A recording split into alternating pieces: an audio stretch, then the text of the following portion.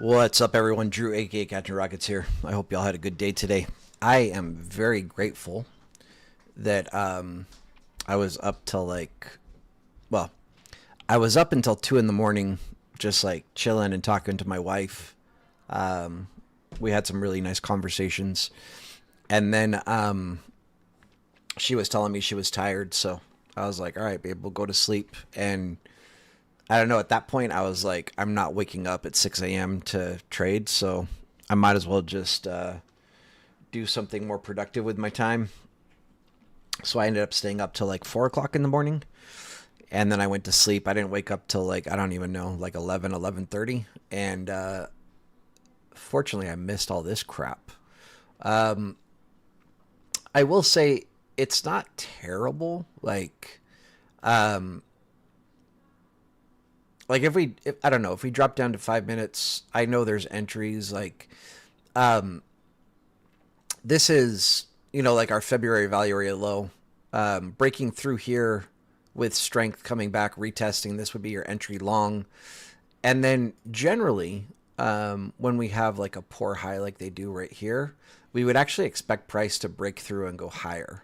Um, I personally close my trades like when I have a poor high like this. I'll generally close my trades at the bodies of the candles. So I would have closed out right here. I mean, like I would have had my order there, and I don't know if I would have got filled here, but I definitely would have got filled here. And then if you recognize that we're just in a range, this would have been a good short, or this would have been a good short. And then this is where you get back in again, long, reverse to short. We never made it back to the February value area low, but obviously you would have closed before the end of the day if you're day trading. Um, if you're not day trading, I think we're going to sell off tomorrow, or at least I hope we are. It looks like buyers are getting pretty exhausted up here. Just at a glance, unfortunately, none of what I had looked for today played out. Um, but I mean, we've had like days and days in a row of like being way too accurate. Um, and so I'll take a day where I'm off a little bit. I'm good.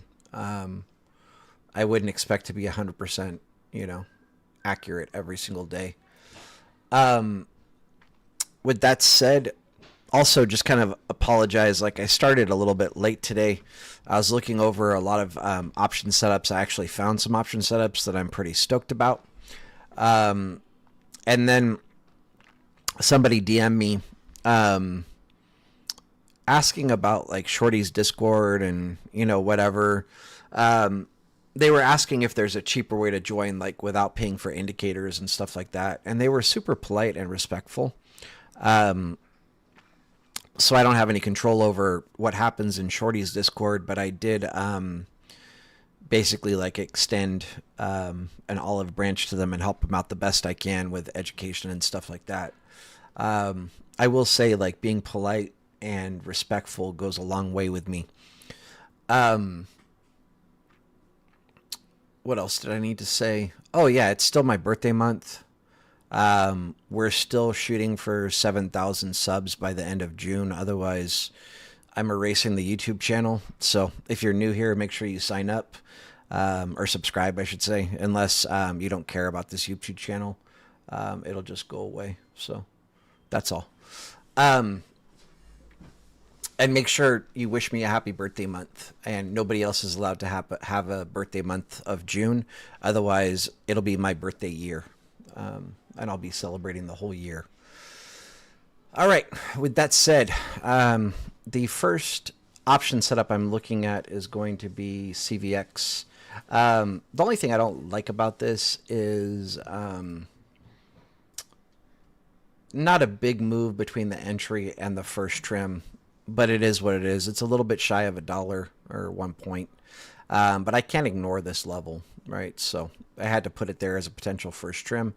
Um, Also, if we're looking at things from like a TA basis, this is actually, hopefully people already know like before I start drawing, but um, what we're looking at here is kind of like either a bear flag or a bear pennant, depending on how you draw it. Like you could go from here, I guess.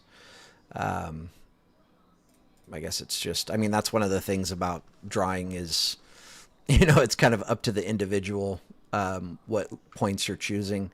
What is not up to the individual is, oops, I'm using the wrong thing.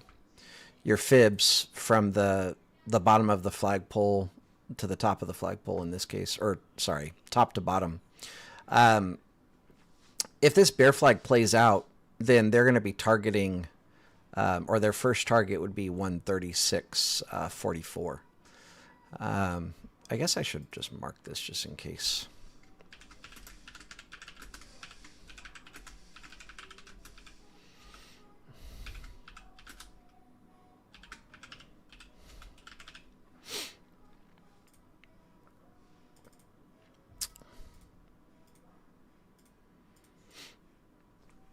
So that's what they would be targeting as their first target. The second target would be the 618 fib, and then third 786, 272, so on and so forth.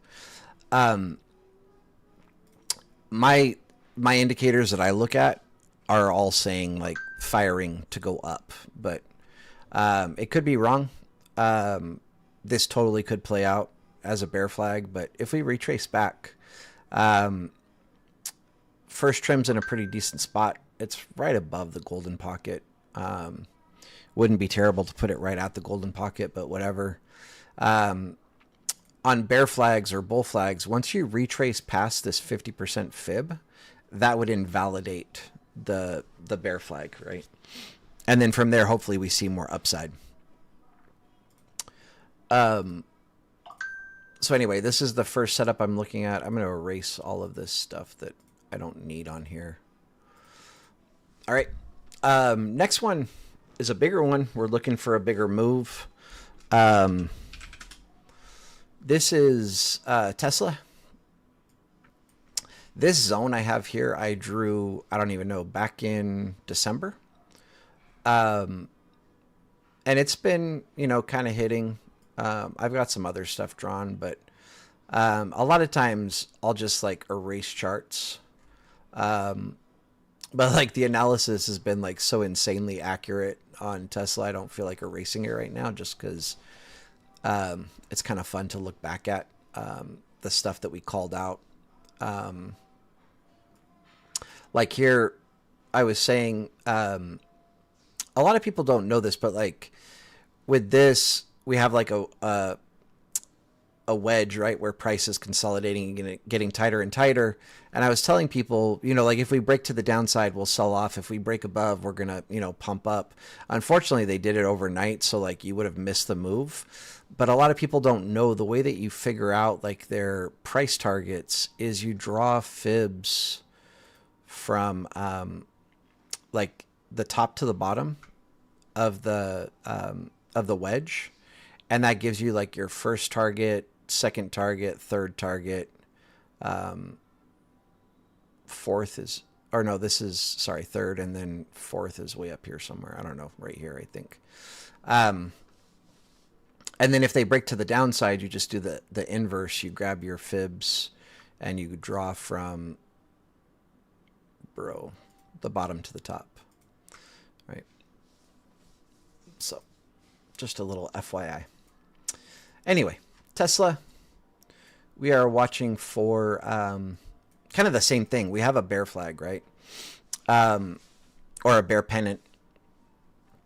But again, my Elliott waves are saying upside. And I'm going to trust them. And then also my clouds are kind of pointing to the upside as well. We have like a pretty good resistance level below. Like right around here. If we look like on the more recent time frames, we've got like some pretty good support here. I think I said resistance, sorry. We have some pretty good support here. And so there's a chance, you know, that they're not able to get through this and go lower. And if that happens, I want to play this to the upside. Again, not super happy about how tight the first move is, or even the second. Like, I could literally just delete like second, third, fourth, fifth, sixth trim, and just put this as a swing trade. They could do this in one day, but I would get contracts like a couple days out as a minimum. Oh, and CVX, I forgot to mention, is a day trade. Okay. So anyway, calls over 33, 333.45. First trim 335.37. Second trim 337.30 cents. Third trim 339.80 cents. Fourth trim 342.65. Fifth trim 345.26. Sixth trim 347.31, and then close at 350.03. Okay. Sure, Jack. I'm down with 800 alt accounts. 140p Spectrum maintenance, dude. I hate Spectrum. So glad I have fiber where I live. That's kind of like a requirement. When I go house shopping, I'm like, can you get fiber here? And they're like, yep, okay, I'll buy it. All right. Let's go ahead and take a look at SPY. Session volume profile. You can draw fibs. I mean, you can draw SIGs on the last 2 days as well.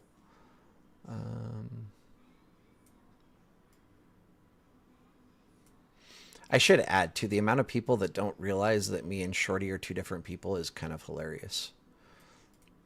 But it is what it is. Let's see.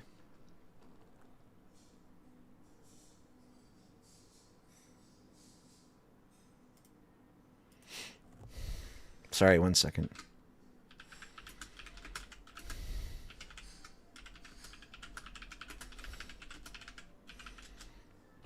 Actually, sorry, I got to do something really quick.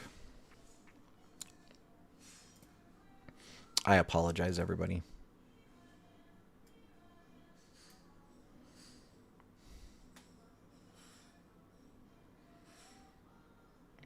I am doing something very good, just so you know.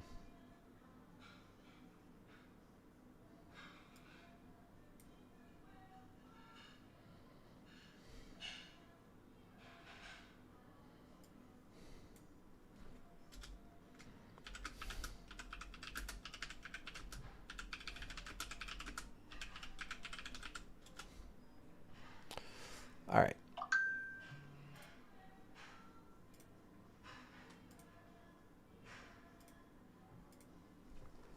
Okay.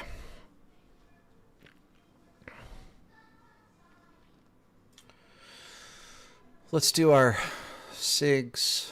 So we've got a weak high at the top here. Single prints at the bottom.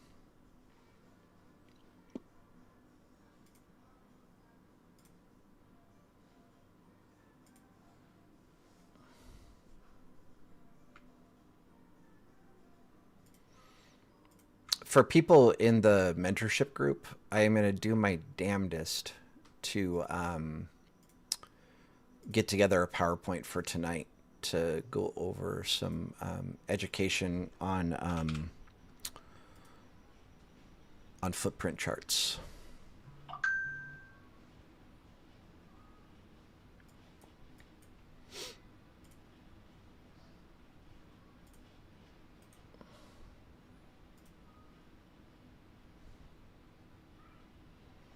So, like I always say, our first SIG and like previous day value area high are essentially the same level, but I'm going to plot both. That way you guys have the actual levels. They're off by 2 pennies. But if this was my chart that I was trading off of, I would combine the 2 levels just as an FYI. And I would recommend that that's what you do. But you guys do what you want to do with your charts. So we're going to have a super tight range up here at the top on our SIGs. We already know this. I think we talked about this last time. What does it mean when you have really tight range on your SIGs? Anybody know? Actually, and this is going to be our third SIG as well.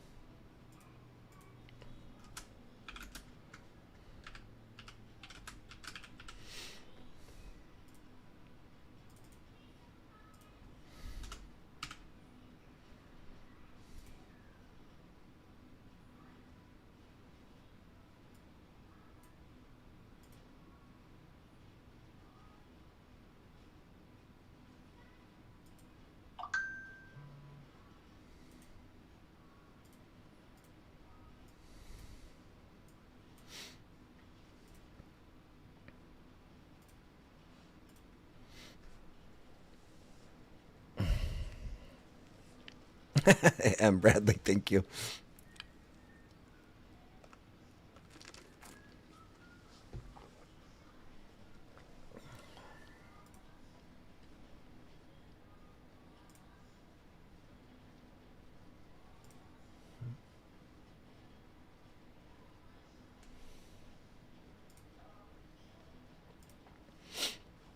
Oh, I think I should share something as well. This isn't like a must have or a must do or whatever, but for anybody that does want to support me, Keenan is now doing like referrals for his Discord. So I'll share my referral link. If anybody wants to switch over from Patreon to Whoop, and basically give me a little kickback, you can click that link that I just shared and sign up through there. And that'll give me like a little kickback that's like, what's it called? It's I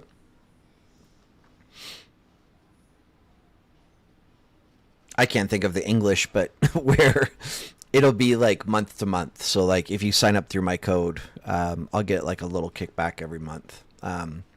It's not a must have or a must do, but I figured like I would throw it here.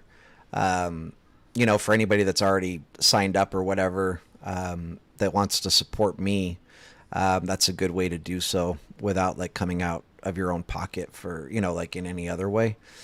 And really like, I don't know how often I talk about this, but what I do is like any money that I generate through like referrals or even through YouTube, it's all going into savings accounts or investment accounts for my kids for like their college and stuff. So that's what I do with it. So again, if anybody wants to support that way, I would love it if you just click on that link. It would mean a lot to me. But again, it's also not super important, but I think it's a cool little way to, like build up a college fund for the kids. Nobody's answered, I don't think. Basically more meat shields. It's a wall. Exhaustion. Yeah. So when you see them stacked like this, it generally means we have a lot of orders taking place in this area. Meaning that the orders are so close, either closing, closing longs or selling and going short, right? Or closing calls and switching to puts, etc., whatever. No, Alan, it doesn't work for new accounts, I don't think. I think you could just click it, and it'll give me like the referral fee or whatever.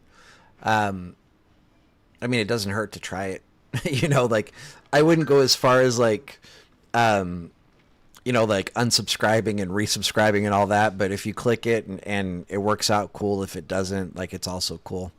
But again, it's not a huge deal either way. Just figured I would throw it out there in case anybody is wanting to switch over from Patreon to Whoop and they haven't already done so.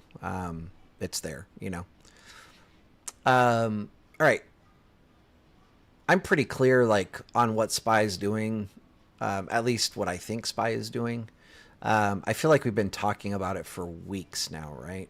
Oh, wow, this has changed drastically. I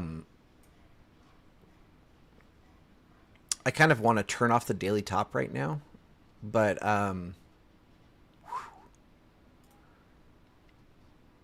this is wild, right? So I show the clouds from time to time. I know Shorty was showing them yesterday when he did his market update.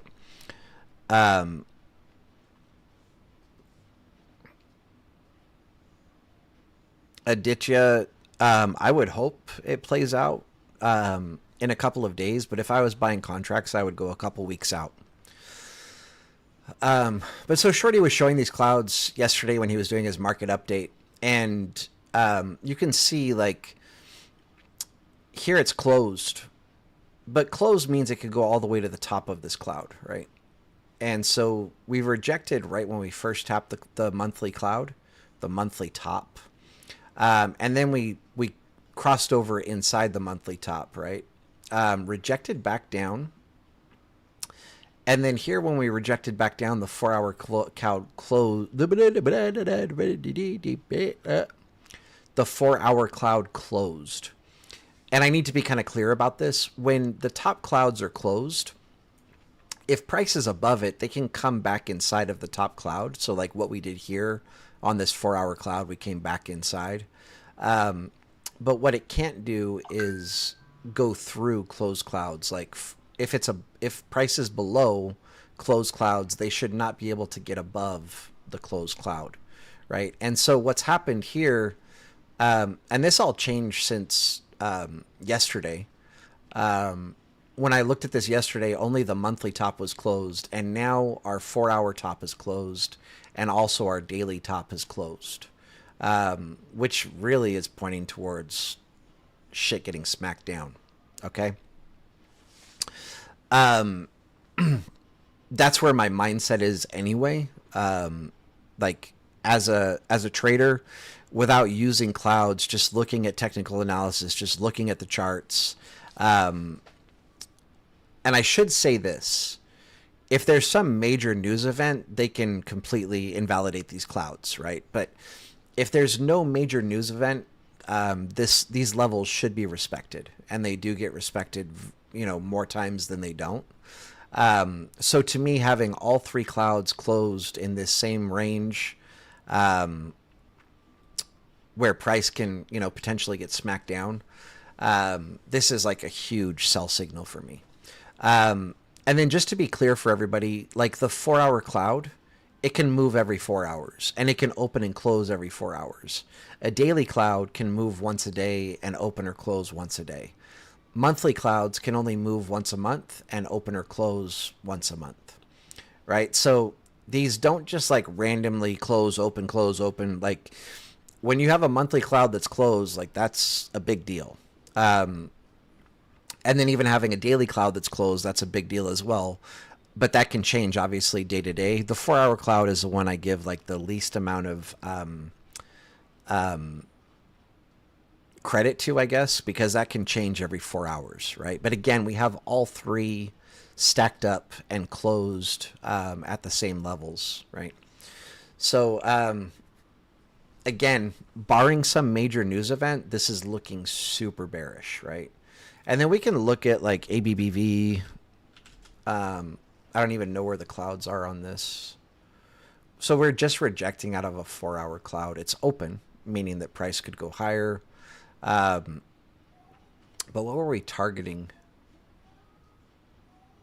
I think 76, right? Might want to rethink that. If this 4-hour bottom stays closed, I mean, we'll keep an eye on it. Then we're going to want to close, here somewhere. But if that opens up, then we need to be aware of the daily bottom. And if that doesn't open up, then we're going to want to close, around here somewhere. Hopefully the 4-hour cloud opens, which, is very feasible as price approaches it. But the daily, we would just be closing a few points early, which I'm fine with. The curly esthetician. These are available through people that are members of Shorty's Discord. And they're just super insane. I don't talk about them very much because you have to be a member of Shorty's Discord to get access, and I don't really make my channel about like promoting Shorty's Discord, if that makes sense. But his Discord is amazing and like, good place to be. So like here you can see the clouds closed and we bounced really hard from there. Kind of same thing here. The cloud closed. We weren't able to get through. The cloud opened for a split second and then closed again, and we sold off right from there. But you just look back like over time, and this works more than it doesn't. So like here, closed cloud, boom, we bounced right from there. This is obviously news, like we gapped down and went through a closed cloud. But again, like I said, news will absolutely do that. But when there isn't major news events, you can see I don't know, like it's like here it's closed, we rejected, here it's closed, we rejected. It opened, and they were able to go through. These just work really well. It's really good for like long-term analysis of anything, any ticker, even futures, whatever else. Um, yeah, they work a lot. And then also like there's things like, so this here where it came through here and we bounced and then retested, this would be your entry long, and generally you target the far side, and this is like, it's called a bullish money shot. And so from here to here you play it up, and you would close when you get to the upper band cloud. um, this is a bullish backdoor, which is where we break through, retest, and you would enter long or enter calls. Coming down inside and retesting is a bearish money shot, and you'd play that to the downside. And then if we break below retest, you would enter short or enter puts, and that would be a bearish backdoor. Yeah, so same thing. Close clouds here, we're rejecting. Close cloud here, rejected. It works over and over, right? This is all closed, and you can see it's even like struggling. Like it really looks like it's wanting to break through, and it gets smacked all the way back down to the other side. These clouds are amazing, like just nothing shy of amazing. Shorty, and a lot of people won't believe this when I say this, but Shorty literally invested $100,000 into creating these clouds. So having access to them is just insane. They're absolutely deadly. You could trade off of just clouds with no other TA, and you're going to be right more than you're wrong, and you're going to be successful as a trader. We can even like look at whatever ES.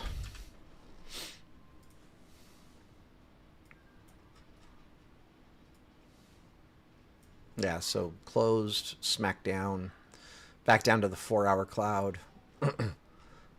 Closed here, got smacked down. Closed here, got smacked down. Closed here, and it's like struggling, trying to get through. Closed here, smacked down. Closed here, and it was trying to get through. It opened, it finally barely peeked through.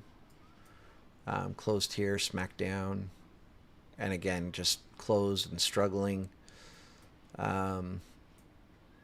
Closed here, and we, bounced and went to the far side. They work really well. Like, they look kind of crazy, but they work really well. Yeah. All right. Turn these off. They're also just really nice to use. Especially on higher time frames, and just kind of get a big picture of where everything is at. Let's look at our daily view on SPY. Nothing's really changed other than we have literally hit the mid of this range that we were trading in for a while and rejected right from the mid. I mean, like literally to a T. And it's a day that has decent volume, and this is definitely a bearish candle, right? This is looking like possibly like an abandoned baby candle formation. Oh my gosh, my phone's going off because my cameras are alerting me that somebody's in my backyard, but it's my wife.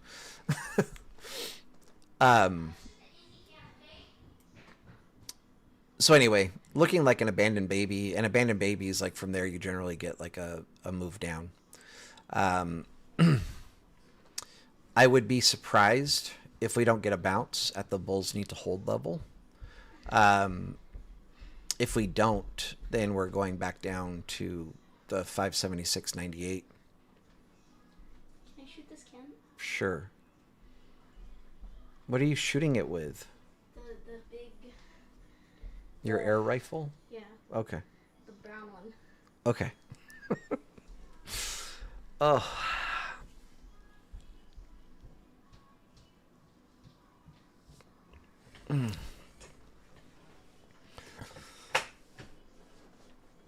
Sorry. I mean, my son's pretty smart, but like, he just came in the room and he grabbed. I have a big can. It's like a 32-ounce can, and he's like, "Can I shoot this?" And my immediate reaction is, "Yeah, sure." But then I was like, "Wait, like, what are you shooting it with?" Because he has his AR-15. He's got a 9 millimeter. He's got like 4 air rifles, I think. He's got a CO2 rifle, and then he also has a airsoft gun. So I mean, I didn't think he would be like, let me go shoot it with a AR-15 or whatever in the backyard, but I just had to make sure that we were talking about, air rifles.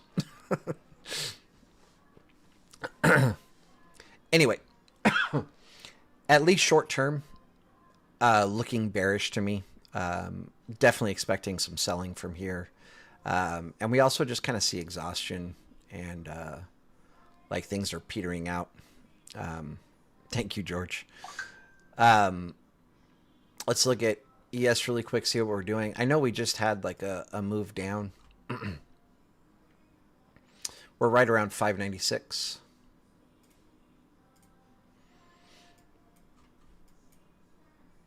Yeah, so this was right before the close. We had the selling, and then we opened pretty strong with some buying.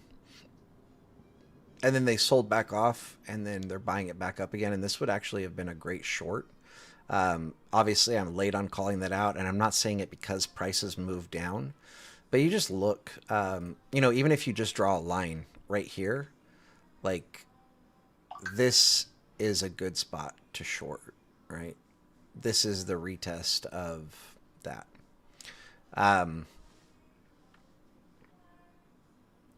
And they're looking pretty aggressive here. We get through VWAP. We're definitely coming at least to here. But if we pay attention, this is now a poor low. So more likely than not, we're going to do, we'll probably get a little bouncy bounce here, whatever, maybe retest VWAP. Come down, and we should make a new lower low based on this here. This is a strong low, so they might just go a little bit below this to clean up the auction and then reverse back up. But looks like we should get a pretty decent move to the downside. Again, missed it. I'm not saying hop in here. Definitely do not short from here. They could bounce from VWAP. Okay.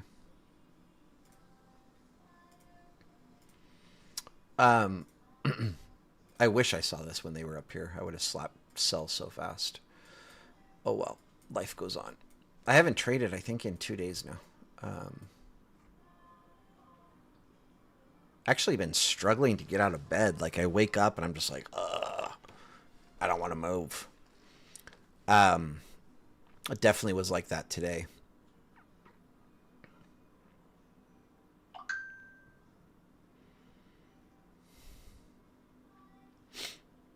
All right, we didn't do TPO, but I got told you guys, I guess. This is single prints, right? And then this up here is going to be a poor high. It's basically right at our second/third sig. Again, I would combine the levels if I were you, but there it is. Okay.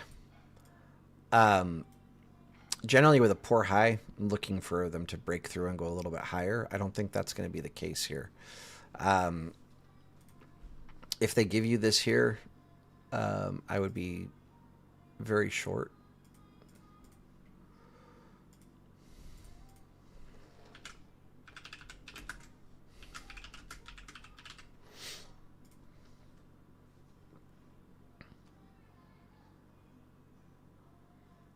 AG805, you join Shorty's Discord, you'll have access to any clouds that you want.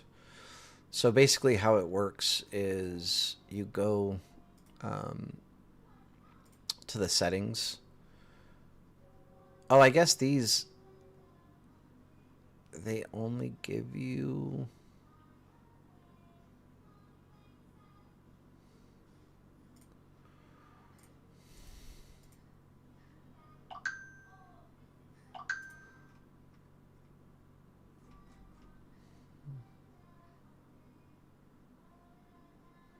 Oh, I guess no.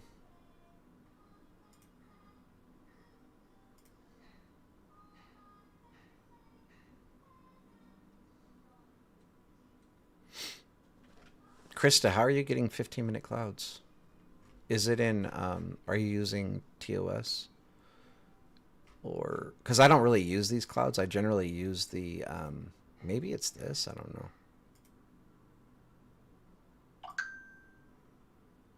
Yeah, that's it. So yeah, you do. You just change that setting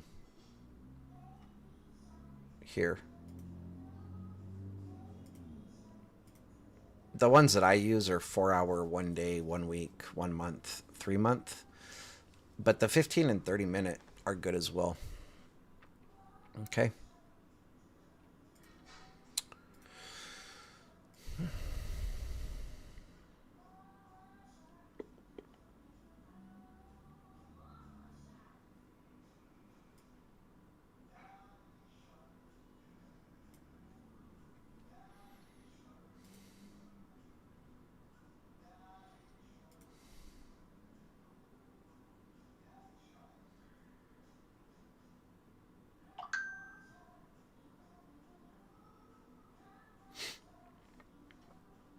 I'm kind of hesitant on a lot of stuff, but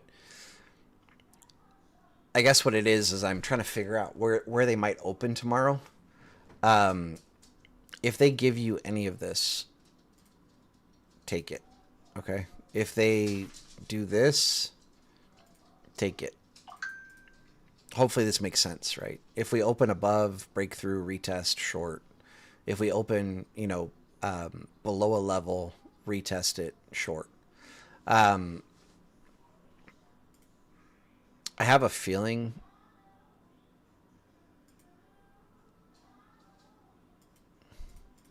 that we might open down in here. Okay.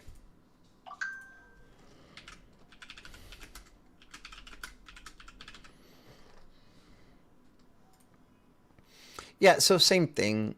Straight clouds, they're here. Um, and it's the same. You just change the time frame like I did on the non-straight clouds.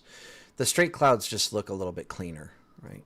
So instead of showing the movement of the cloud, it just draws it at the current level as a straight box, right? They're definitely cleaner to look at, but they both work the same way.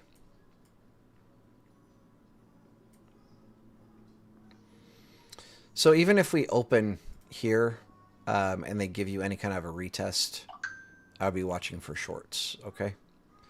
Hopefully this makes sense to everybody. I don't really have like a bullish scenario. Maybe here you could possibly consider calls. Um, but I'm expecting some pretty major selling tomorrow, and we'll just have to kind of see what they give us.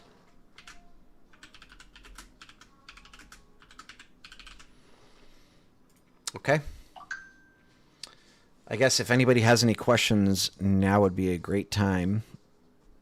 I'm going to go ahead and screenshot everything, post it in Keenan's, and then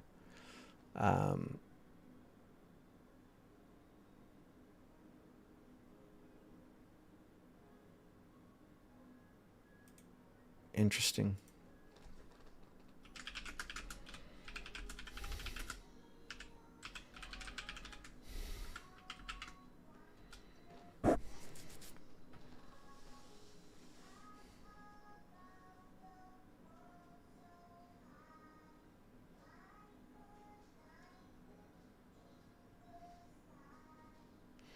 Um,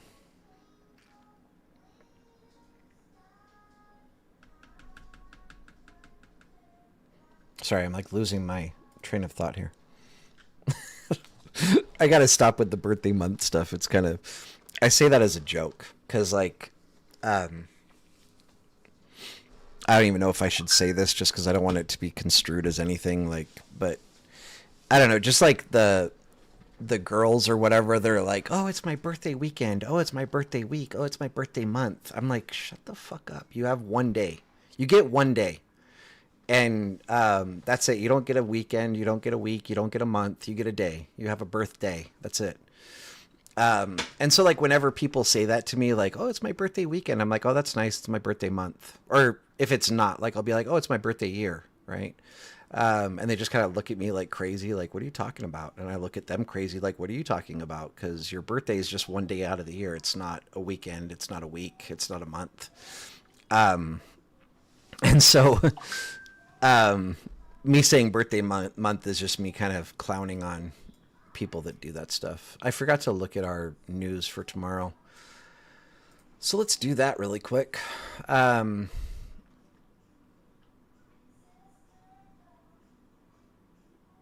So before the open, we have main refinancing rate in Europe, monetary policy statement in Europe, and U.S. we have unemployment claims. We also have the ECB press conference in Europe. And then after the open in Canada, we have the IV PMI.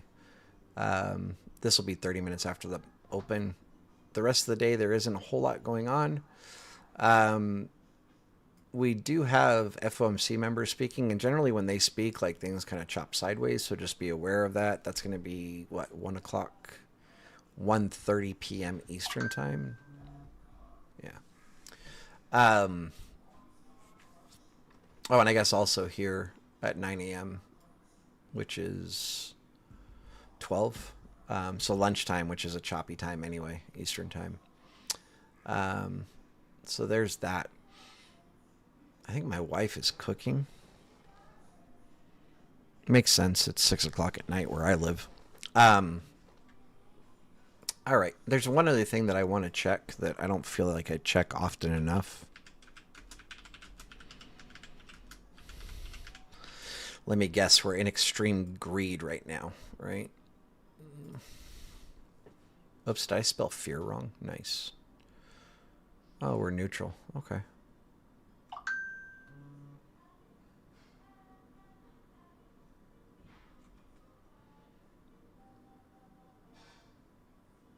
I'm surprised we're not at extreme greed, but okay. If you guys don't know about this, go to it like CNN, click on more about the index, and it explains how it's calculated. It's actually like a very useful tool. When people are extremely greedy is generally when the market's going to dump or crash, sell off hard. When people are scared, they generally will run the market up. So good information to have always. Okay. Okay.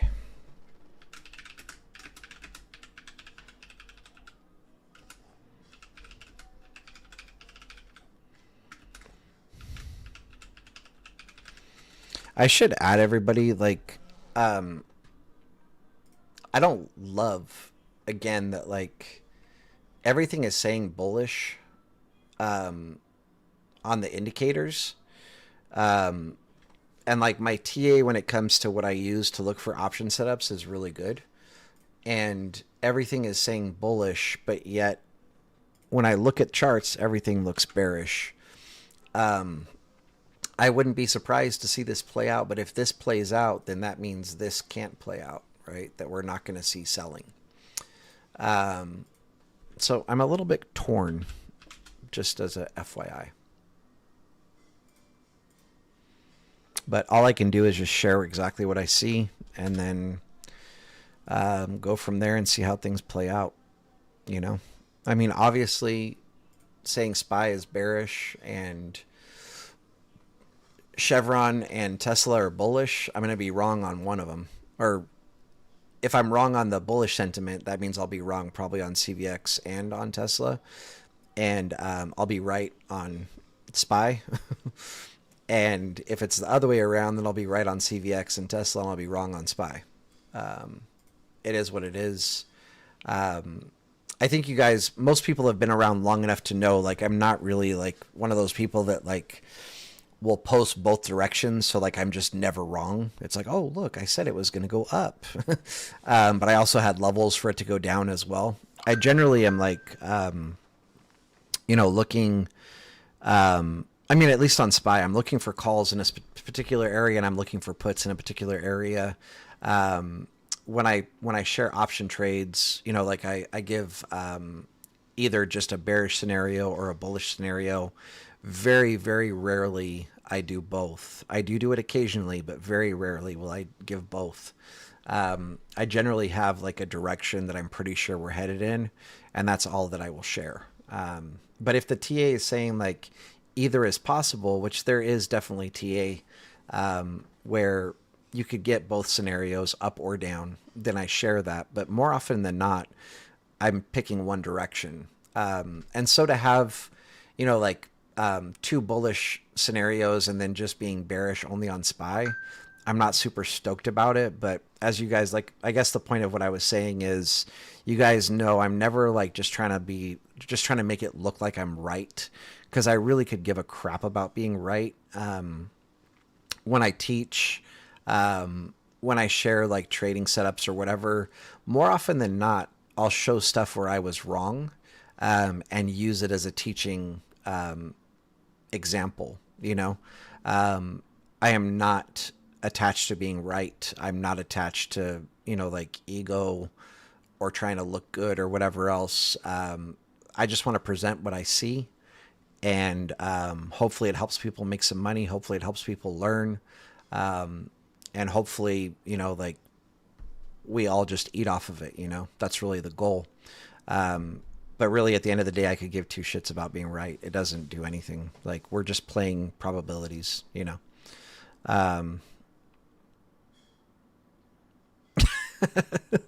Nice. You're gonna start forecasting entries and exits for both directions. It's an easy way to win. You could go follow one particular YouTuber that gives like 20-cent moves in each direction on SPY.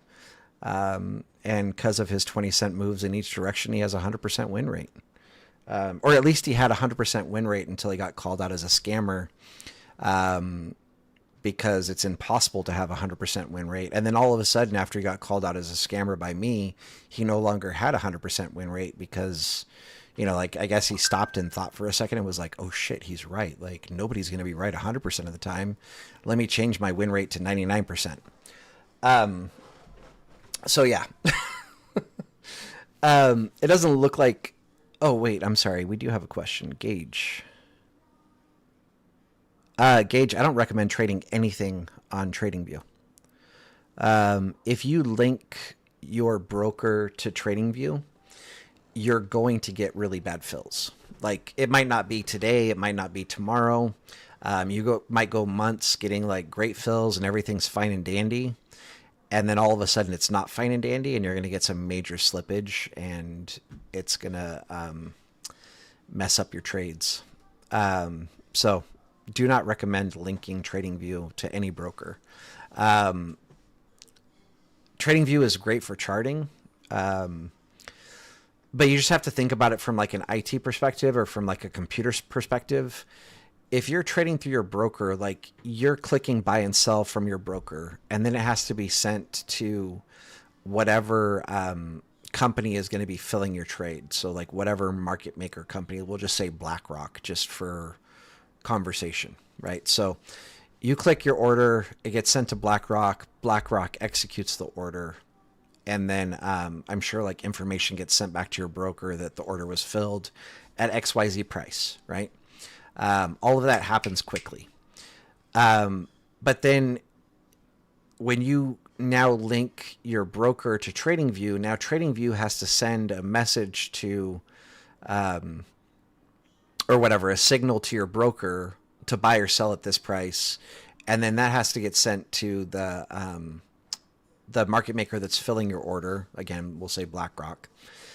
And there's a chance, depending on like pings and whatever else, and where your data is being routed through, that there could be some major latency and you end up getting a crappy fill. So you're just adding like a third extra layer to your order that doesn't need to be there.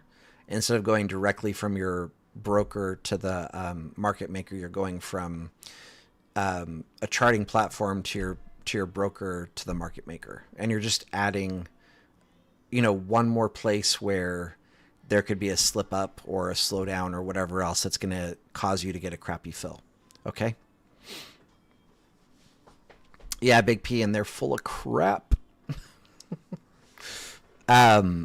Every single, so like, I kind of don't even like to say this like on YouTube or live or whatever else, because then people that are scamming or whatever, like they'll evolve and change.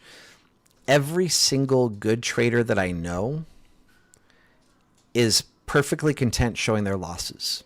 Like, have no issues at all.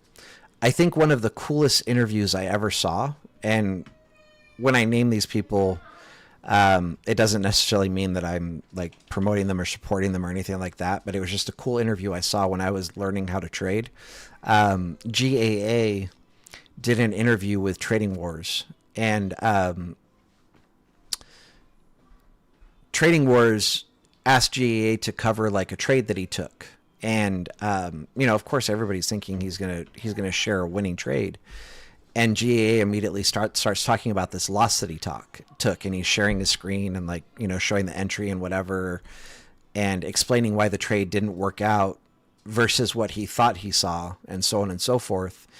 And even like in that moment, Trading Wars was taken back, like, whoa, like you're talking about a loss, and he's like, yeah, I mean, why not? Like, as traders, you're going to take losses. It's inevitable. And like, you shouldn't be scared to talk about it. Like, he didn't use this verbiage, but like, as a trader, it's more important to learn how to be a good loser than it is like to be a bad winner or whatever, or a good winner. I don't know what word I'm using. I don't know if I'm going to be able to grab this. Ooh, what did I just do? That's not what I wanted. I pressed my keyboard. I'm trying to see if I can grab something, just because it's kind of ironic that it's like right on my desk, but it's under my monitor and there's a lot of stuff around it. I think I got it.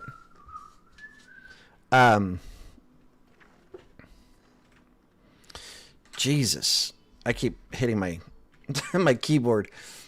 As you guys can see, I'm a horrible YouTuber, and I'll be the first one to admit it. This is what I was trying to grab. This is it. Once you learn how to be a good loser, you'll become a good trader. What happens with a lot of people is they'll win. They'll take a loss. Like, let's just say they try to go long and price goes down. And then as soon as their trade closes out, they're like, but my TA was right. It's got to go up. So then they enter another long and price goes lower and it closes them out again. They get stopped out. And then they're like, God, my TA is right. I know it. They go long again, get stopped out. And then they get to a point where they're like, oh, great, now I'm knocking stuff over. Then they get to a point where they're like, fine, okay, price is going up. Let me buy here.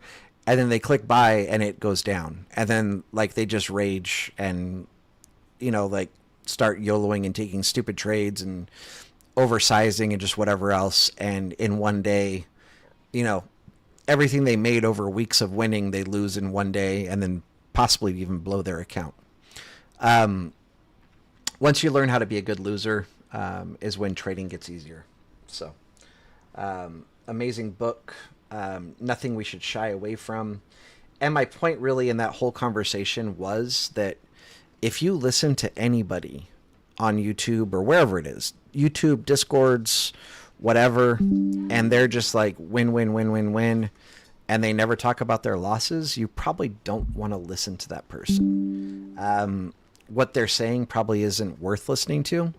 They're possibly full of shit. They're possibly just trying to scam and get you to join a Discord or whatever else it is so they can generate money from you, because they're not making money trading. Okay? So avoid those people. And like I said, I kind of like am hesitant to bring that to light because like as a scammer, like you should be like, oh, like, let me show losses, let me show like the probabilities, like that you're not always going to win, whatever, and then my scam will look more realistic. Um, but fortunately, none of those people have gotten that smart yet. So the minute you see people that just talk win, win, win, win, win, they're full of crap. All right. So save yourself some heartache, some money, some pain, and ignore them. Um, Sorry, AG, how do you use what? The clouds?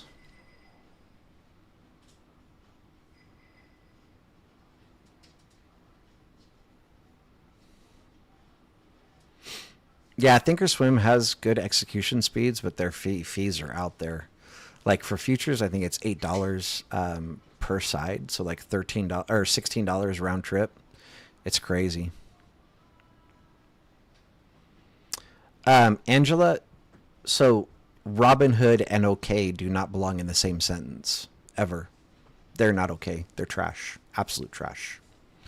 Um, but then you're also asking me a question that I can't answer because you're not giving me any information, right? Um, what broker is good to use for what? Like for options, for futures, for forex? Are you trading on a phone? Are you trading on a MacBook? Are you trading on a laptop? Are you trading on a Windows-based computer? Like all of those factors matter. So for me to throw out a broker, there's no umbrella correct answer as to what broker is good for everything and every type of device and every indice, right? So it depends what you're trading and what you're trading on are both important information. But I'll just say like 100% without a doubt, Robinhood is absolute shit. I can't stand that broker. I hope they die and burn in flames, and I hope the company goes under. I hope they go bankrupt. I hope people finally like open their eyes and like realize what trash they are. They use pay for order flow, which basically just means like they're promoting zero fees or whatever, but you're paying fees. You're just not aware that you're paying fees. You're paying more fees than if you went with a broker that just charged fees, because you're going with a broker that uses payment for order flow. And I'm not going to like explain what payment for order flow is and all of that. You can Google it yourself and look it up. But like it's being banned in Europe. And of course, Europe's always on the cutting edge of everything because I don't know, like they actually care about their citizens, I guess. Um, like here in the States, like we still have, like the red 40 dye or whatever, that's been known to be like cancer causing for the longest time ever. We have a bunch of crap like, like just like cereal loaded with dyes and sugar and whatever else. And I'm not trying to be like up on a soapbox, but like Europe banned that stuff so long ago. They still have the same products. Like you can still go to Europe and buy Fruit Loops, but they just look different. And they're not the trash that they are here. And I'm just using Fruit Loops as an example, but just so many things like who needs bright blue soda? Like, or whatever, like neon green Gatorade. Like it's just insane. Like the crap that people are willing to put into their body. And I'm just using that as an example. Like Europe, as of 2026, it will be illegal for companies to use payment for order flow because it's not benefiting the consumers, right? Like it's, like I'll just use like a good future broker.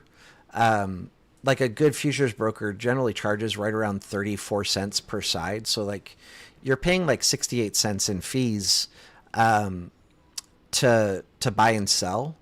But a company using payment for order flow, they will give you crappier fills or they just won't fill you at all. Because what they're doing is they're saying, I have somebody that wants to buy this stock or this option at this price. And then a broker, or they'll give like all of the companies, all of the market makers willing to pay them for your orders, the option to fill your contract. And what they'll do is they'll fill it at a higher price. So like I don't have like exact math, but let's just say they fill you like 10 cents more expensive than like the actual price is right now. And they give like 2 cents to Robinhood. It doesn't sound like much, but when you calculate how many orders they're doing in a day, it's millions and millions and millions of orders, which then translates to hundreds of thousands of dollars every single day that they're generating from your orders. But they're doing it in a shady way that's not in your best interest. Okay?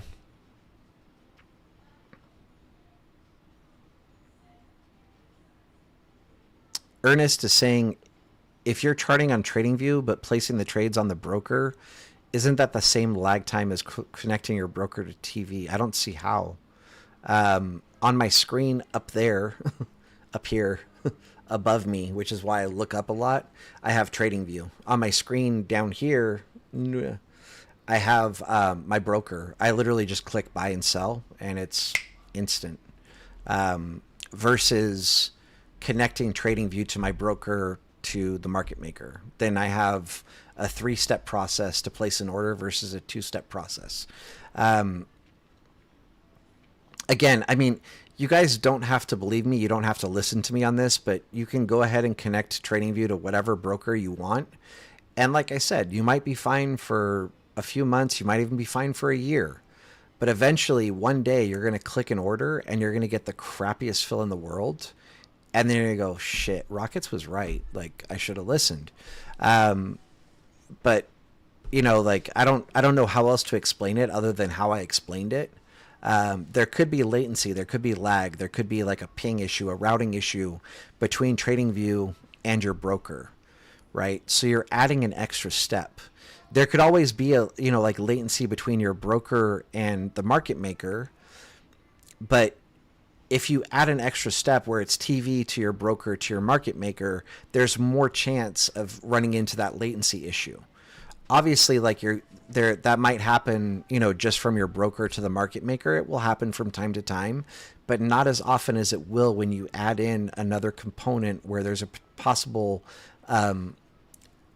chance for there to be a latency issue. Okay.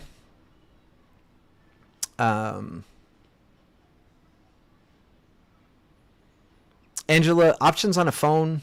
I don't know that there's like really like a ton of great options. I would switch to Webull. Webull does use payment for order flow, but they're just not as shady as Robinhood. Or I should say they're not shady like Robinhood. Not as shady, but they're just not shady like Robinhood. Yeah, so KT again, I would say Webull. And if you guys, I'll also say this, like if you're planning on switching to Webull, you should reach out to somebody, that you like or appreciate or whatever. Hit them up and get their affiliate link. That way they get free shares and you also get free shares. So, yeah.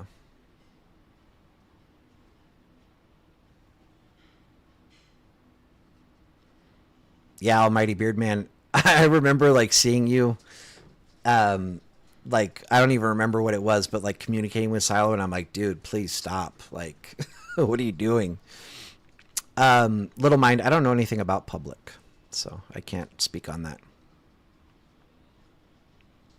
AG 100% desktop.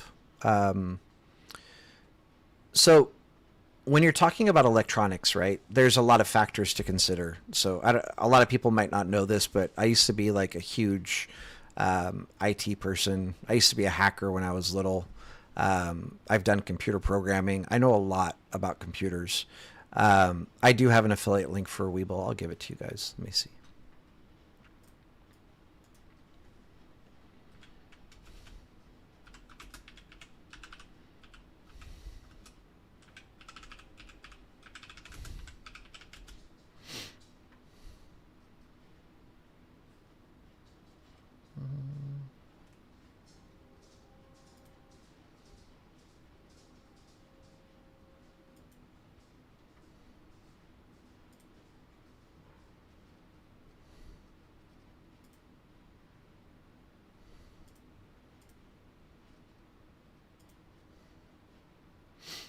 Of course, they're going to make it impossible for me to sign into Weeble.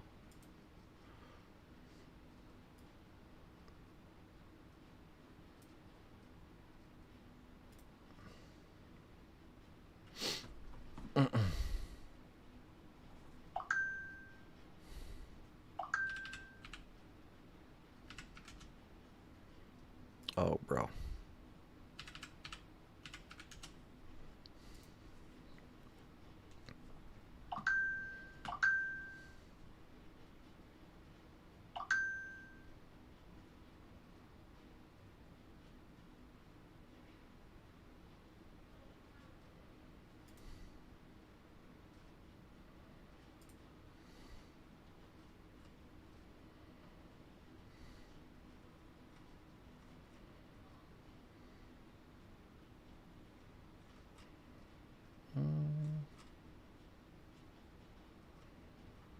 Where is it?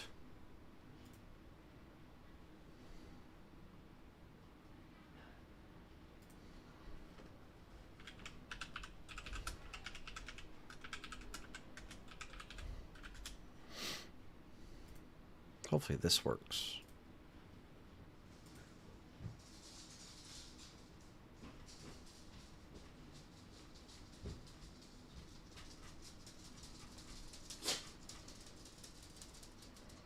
Why are they making this so difficult?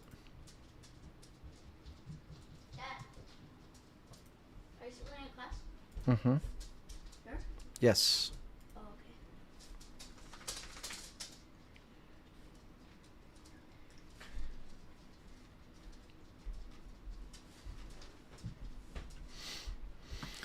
Let me see if I can get it on my phone. I don't know why it's not, like, letting me...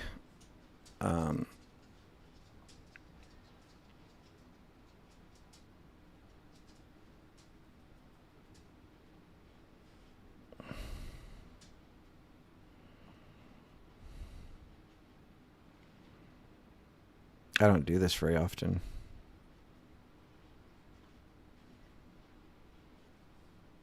Sorry.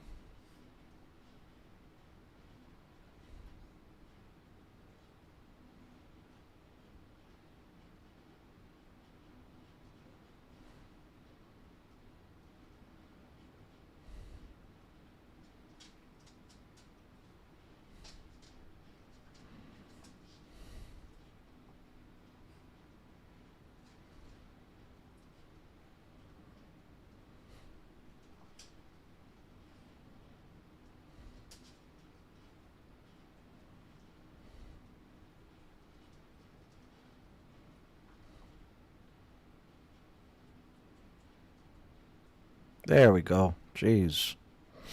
Oh, so now I probably know where to get it on here. Sorry. Bear with me.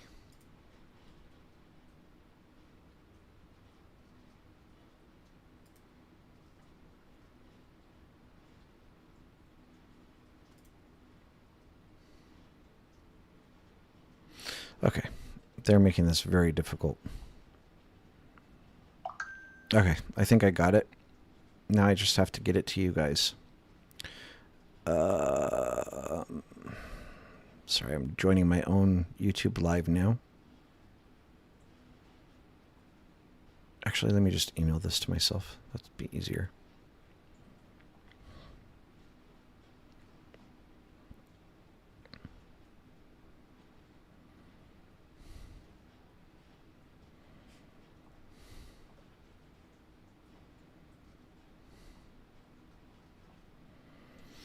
All right, almost done.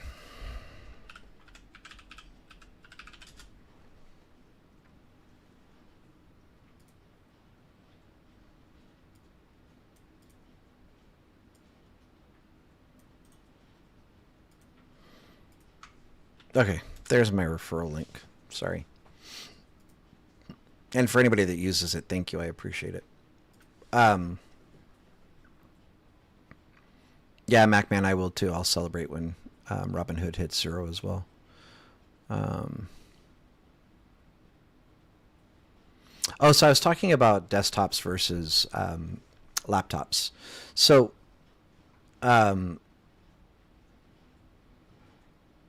I mean, AG, you can get double laptops with. I mean, you can get double monitors with a laptop.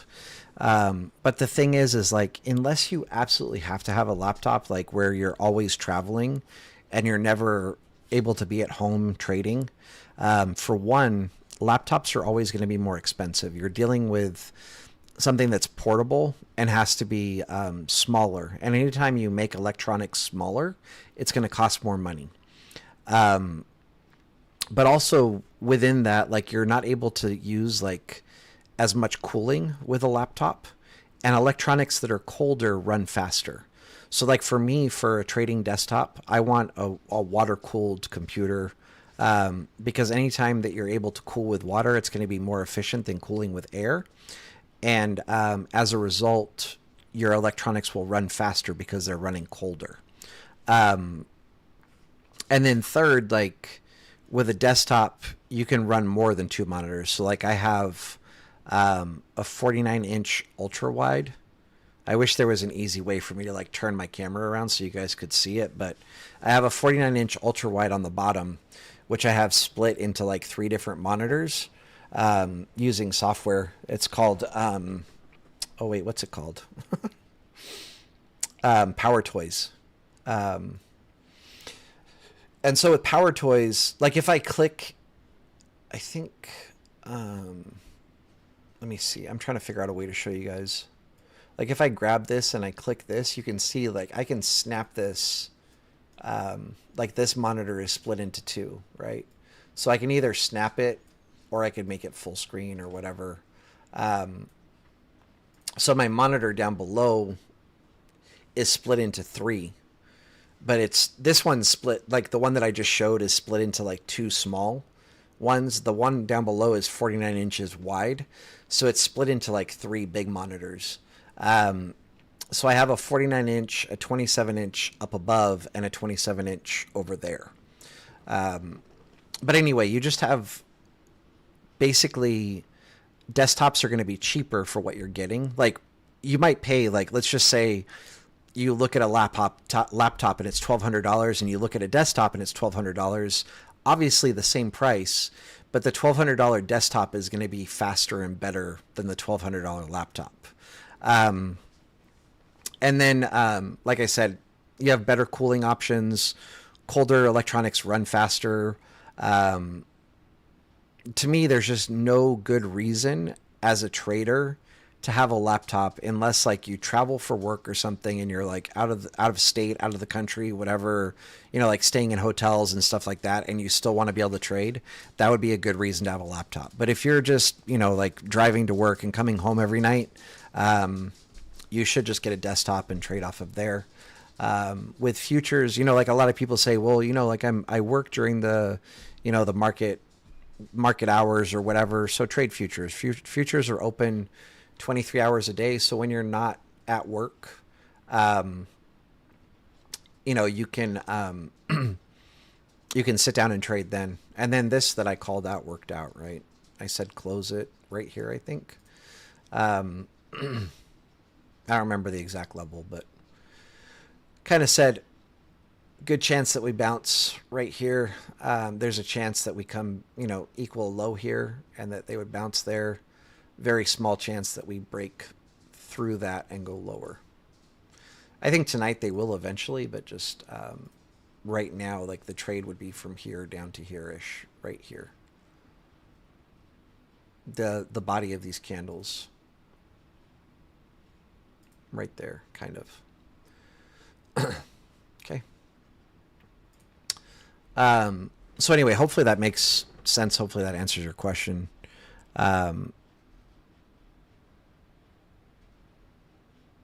Yeah, AG, a desktop is the way to go.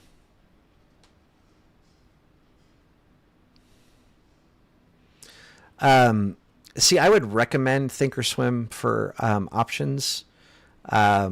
It's definitely nice, like on on a desktop. They have the price ladder or whatever, the DOM, to trade off of, which is just very simple. Also simple to like place your stop loss and all that stuff. But their fees are kind of a little up there compared to other places. Webull also has like their own version of a DOM. They call it a price ladder. If you're using Webull desktop, you know, so. Oh, that's funny that my referral code for Weeble's in the description. I don't really share it very often, so like I don't even remember putting it there, but that makes sense that I did put it there. Um, yeah, nice AG. I mean, it's definitely worth it, you know. So, um, all right. I mean, it looks like I answered everybody's question, and my wife and my son have both come up here to tell me it's dinner time, like 30 minutes ago. So I better call it a night so that I don't get murdered in my sleep. Um, with that said, Flacco, I don't have any experience with Fidelity, so I can't really speak on it. I think Fidelity is one of the few brokers in America that doesn't use payment for order flow. I could be wrong. I'm looking it up right now because I don't want to misspeak if I'm, you know, like if I am wrong.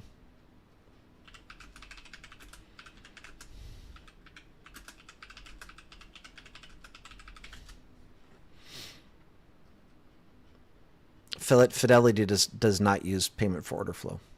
Um, yeah, so good broker. If you can use them, that's a good broker to use. Um, yeah, no worries, AG. So anyway, as always, huge thanks to all the subscribers. Extra big thanks to the friends of the stream. Big thanks to everybody that talks and keeps things interesting and asks questions. I appreciate you guys. It would be pretty boring if I was just here talking to myself. For people that are new, I would love a sub. I jokingly said 7K by the end of the month, or I'm closing the YouTube channel. That's not happening, but I mean, obviously I would love a sub. That's the whole purpose of doing this, is like to get the information out to more and more people. And the more people subscribe, the more people interact, the more my videos will be recommended to people that are interested in trading. And that's kind of the goal, you know? So anyway, if you're new, I would love a sub. Basically 5 days a week, Sunday through Thursday. I'll go over SPY, what I'm looking for the next day. Normally a couple of times a week, I'll share option setups that I'm seeing for the next day.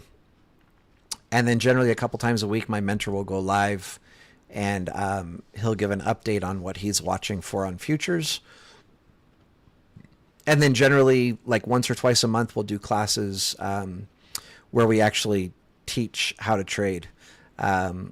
So if any of that is interesting to you or something that you're interested in, hit that subscribe button so you can come back and again, just kind of help us with our goal of getting that information out to more and more people. Okay. So with that said, much love, much respect, everybody. Peace out. We will see you tomorrow. Bye.